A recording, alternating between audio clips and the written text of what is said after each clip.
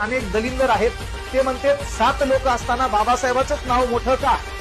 भाऊ ते बॅरिस्टर होते, इंग्लंडला शिकले, जपानमध्ये 12 नावाचा कोर्स केलाय, एवढं करून आपल्या भारताची हलाखीची परिस्थिती माहित होते, याच्यातलं एक बी बाहेर गेलं नव्हतं. मग यायला काय धतुरा माहितीये का घटनेत काय करायचं काय नाही? मग तिथं बाबासाहेबांचं नाव येणार असेल, मग ज्या माणसाने जे काम केलं त्याच्या कामाला व्हॅल्यू द्यावाच लागतो ना तुम्हाला. पण तुमच्यासारखे 2-4 फुटुरे जरी म्हणले समजा बाबासाहेबांनी काय केलं, बाकीचे बी लोक होते आणि काही काय आहेत पा उगं भाषणात बाबासाहेबांचं नाव घ्यायचं, माघारी कार्यक्रम बरोबर वाजायचा. तर त्यांनी लक्षात घ्यायचं ज्या माणसाचं जे काम आहे ते काम तुम्हाला मानावंच लागेल. याच्यात दोघांनी राजीनामा दिलाय, म्हणजे एक जण गेलो होतं त्याच्या जागी दुसरं आलं, एकाने राजीनामा दिला. 5 जणांचं नाव इतिहासात कुठंच दिसलं नाही. डायरेक्ट इथंच कसं मोठं होईल भाऊ, है ना? इथं 14 तळ्याचा सत्याग्रह, महारचा सत्याग्रह, मनुस्मृतीचं दहन आहे, बहिष्कृत हितकारणी सभा आहे, समता आहे, जनता आहे, प्रबुद्ध भारत आहे, है ना? त्याच्यानंतर महत्वाची गोष्ट काय बघूया, कामगार असोसिएशन आहे,